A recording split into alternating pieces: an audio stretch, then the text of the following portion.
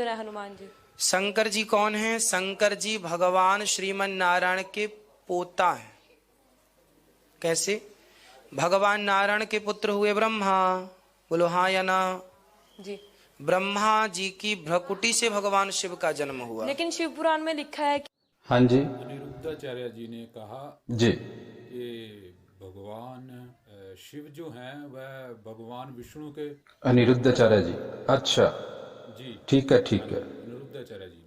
हाँ जी, हमारे विशाल जी कह रहे हैं कि आदरणीय अनिरुद्धाचार्य जी ने कहा कि जो भगवान शिव हैं वो भगवान विष्णु के पुत्र हैं। जी अच्छा, भगवान विष्णु के पुत्र हैं क्योंकि विष्णु की नाभि से ब्रह्मा जी उत्पन्न हुए और ब्रह्मा के मस्तक से शिव उत्पन्न हुए, इसलिए भगवान शिव जो हैं वह विष्णु के पुत्र हैं। देखिए, जो कहा गया है ना, भगवान ब्रह्मा के मस्तक से शिव प्रकट हुए, दरअसल वह रुद्र हैं, वह शिव की दूसरी अवस्था है। अच्छा, जो रुद्र हैं वह स्वयं से प्रकट होते हैं, ब्रह्मा जी उन्हें उत्पन्न नहीं करते। ब्रह्मा जिस तरह से ब्रह्मा जी सनक सनंदन आदि ऋषियों को और प्रजापति दक्ष को अपनी इच्छा से अपने शरीर में से उत्पन्न करते हैं, उस तरह से वह शिव को थोड़ी उत्पन्न करते हैं।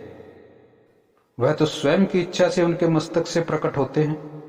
किसी भी देवता के लिए ऐसा वर्णन नहीं आया, केवल शिव के लिए आया है कि वह स्वयं भू है, इसलिए उन्हें शंभु भी कहा गया।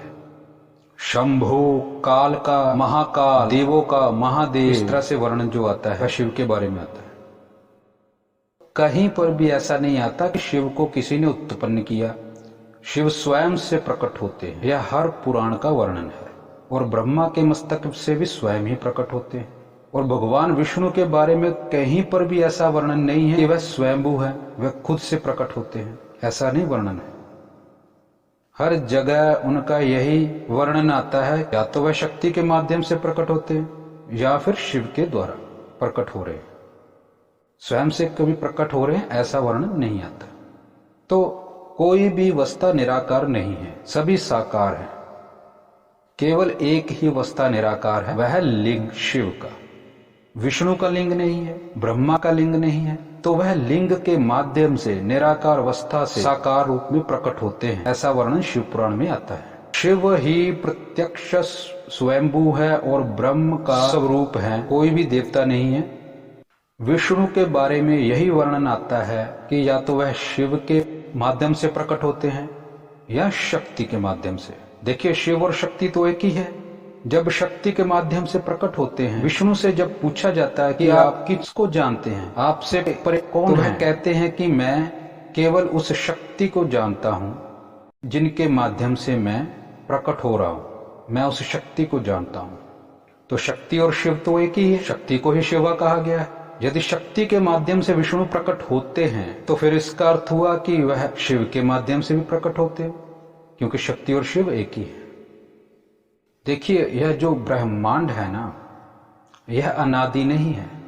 यह बुलबुला जो है कभी ना कभी पहली बार प्रकट होता ही है, क्योंकि ऐसे बुलबुले इस अनंत प्रकृति में बनते रहते हैं। और अब यह जो बुलबुला है पहली बार प्रकट होता ही है। तो जो वर्णन आता है ना कि शिव ने एक बार सृष्टि की, वो यहीं पर यही वर्णन है। सबसे पहले एक बार भगवान शिव प्रथम बार सृष्टि को उत्पन्न करते हैं। देखिए, यह सारा मैथमेटिक्स का सूत्र है। अब देखिए, एक शून्य से नहीं बनता, यहीं पर वो व्यवस्था है ज्योमेट्री की। यहाँ पर शिव विष्णु को प्रकट करते हैं। जो एक है ना वही विष्णु है, वो शुद्ध स्वरूप है इस सृष्टि का। वह विषम अंक है, वही विष्णु को दर्शाता है। तो जब सृष्टि उत्पन्न हुई तब अपने आप एक प्रकट हो ही नहीं सकता था, तो उस विष्णु को, उस एक अंक को प्रकट करने के लिए जो बिंदु रूप शक्ति है वह प्रकट होती है शिव के माध्यम से। फिर वो शिव जो हैं, सबसे पहले शिव इस ब्रह्मांड की रचना करते हैं, इस बुलबुले की शब्द और अर्थ रूप संरचना करते हैं। फिर इसकी रचना के बाद वह अपने दशम अंग से भगवान विष्णु को उत्पन्न करते हैं। और फिर भगवान विष्णु अपने शरीर से जल की धाराओं से इस बुलबुले को भर देते हैं। ये जो हाइड्रोजन है ना, इसी को जल कहा गया है, क्योंकि ये सारे तारे हाइड्रोजन से ही बनते हैं। वो बुलबुले को अपने जल से भर देते, फिर उसमें शयन करते हैं। इसी से उनको नारायण कहा गया है, क्योंकि नार कहते हैं जल को। फिर उसके बाद उनकी नाभि से ब्रह्मा जी प्रकट होते हैं। ब्रह्मा जी के मस्तक से फिर रुद्र प्रकट होते हैं। यह दूसरी अवस्था है शिव की। इसलिए जो कहते हैं ना कि शिव पुराण को पढ़े तो वहां कहते हैं कि ब्रह्मा विष्णु उनके सेवक रूप में हैं, और विष्णु पुराण को पढ़ो तो कहते हैं कि शिव और ब्रह्मा उनके सेवक रूप में। तो भाई यहां पर जो वर्णन होता है, शिव पुराण में जो वर्णन होता है, वहां पर ब्रह्मा और विष्णु का ही वर्णन आता है। लेकिन विष्णु पुराण में जो उनके सेवक रूप में दिखाए जाते हैं वह ब्रह्मा और रुद्र हैं। समझ में आया? तो इस तरह से यह क्रम चला है, इसमें कोई गालमेल नहीं है, इसमें कोई अतिशयोक्ति बातें नहीं है। जैसा कि लोग कह देते हैं कि पुराणों में तो अतिशयोक्ति लिखी हुई है, कहीं पर कुछ लिखा हुआ है, कहीं पर कुछ। उसके लिए बुद्धि लगानी पड़ेगी, समझना पड़ेगा, क्योंकि मूल में शिव और शक्ति ही बिंदु रूप में है। बिंदु से फिर एक की उत्पत्ति होती है। शून्य से अंक एक नहीं बनता, लेकिन उसको बनाया गया है। किस तरह से बनाया जाता है वो कभी वर्णन आएगा तो बताएंगे। तो वो शिव और शक्ति प्रकट करते हैं उस अंक को। वो अंक एक ही विष्णु है, जो इस बुलबुले की फिर बाद में जब इस बुलबुले को भगवान शिव रचना कर देते हैं, तो उसके बाद वह अपना कार्यभार सारा इस बुलबुले का भगवान विष्णु को देकर चले जाते हैं कि आप ही अब इसका कार्यभार संभालिए। भगवान विष्णु और शिव को आप इस तरह से समझ सकते हैं। एक उदाहरण दे देता हूं कि कोई भी चीज भीतर और बाहर से रहित नहीं होती।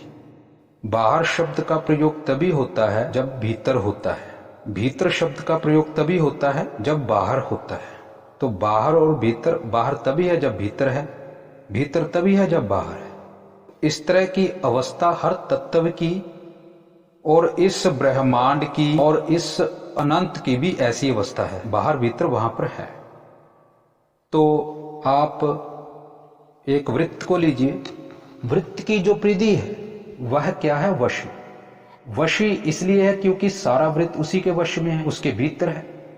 तो वशी होने से वह ही शिव है। अब वृत्त का केंद्र बिंदु वह विश्व है। बिंदु को ध्रुव कहा जाता है क्योंकि ध्रुव का अर्थ होता है एक्सिस, केंद्र। बिंदु को ध्रुव कहा गया है और भारी अवस्था को क्या कहा गया? ऊर्ध्व। इस तरह से ध्रुव और ऊर्ध्व या वृत्त की दो अवस्थाएं होगी। इसीलिए भगवान विष्णु को आप देखिए, मंत्र भी आता है वेद का एक, ओम ध्रुवा दिग विष्णु अधिपति, है ना। तो जो ध्रुव के अधिपति हैं वह भगवान विष्णु हैं, और जिसके भीतर सब कुछ है वह शिव है। तो इस तरह से आप शिव और विष्णु को समझ सकते हैं, दोनों एक दूसरे के प्रभाव से हैं। तो सब कुछ भगवान शिव के भीतर ही है। तो बिंदु जो ध्रुव है वो भी भगवान शिव के भीतर ही है। तो फिर वह शिव के भीतर से ही प्रकट हो गए ना। जब सृष्टि रचना होगी तो वो शिव के भीतर से ही भगवान विष्णु फिर प्रकट होते हैं। यही वर्णन आता है भगवान विष्णु का। दोनों एक दूसरे के संगी हैं। इसीलिए तो जगह जगह वर्णन आता है। शिव कहते हैं भगवान विष्णु मेरे हैं, भगवान विष्णु कहते हैं भगवान शिव मेरे हैं। तो भगवान विष्णु और शिव में कोई भेद नहीं रह जाता।